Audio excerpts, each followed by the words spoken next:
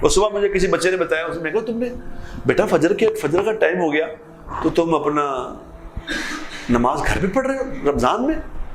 وہ کہتا جی میرے پیپر ہو رہے ہیں۔ میں نے کہا پیپر ہو رہے تو پھر پیپر کا نماز سے کیا تعلق؟ وہ کہتا نہیں وہ ٹائم۔ میں نے کہا انا للہ و انا، کیا کہہ رہے ہو؟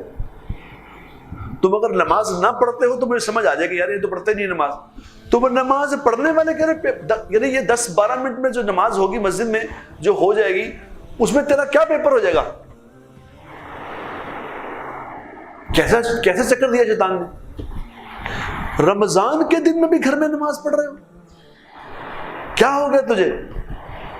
تو میں نے اسے کہا، میں نے کہا بیٹا تو نے ایسا کون سا گناہ کیا ہے کہ اللہ کو اتنا ناراض کر دیا کہ اللہ تجھے مسجد سے نکال دیا باہر؟ کہنے لگا اس کو میرے گھر نہ آنے دینا، بس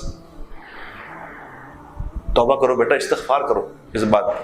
کیونکہ جب اللہ ناراض ہوتے ہیں میرے دوستوں، میرے بھائیوں، جب اللہ ناراض ہوتے ہیں تو اللہ روٹی بند نہیں کرتے۔ یہ نہیں ہوتا کہ روٹی بند، اس کی روٹی بند کر دو، یہ روٹی نہیں کھا سکے گا، نہیں۔ ناراض ہونے کی نشانی یہ ہے کہ اللہ کے گھر نہیں جا سکے گا، یہ اللہ کی مسجد میں انٹر نہیں ہو سکے گا، ختم۔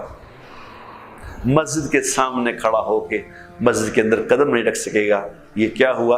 اوپر سے فیصلہ ہو گیا ناراضگی کا۔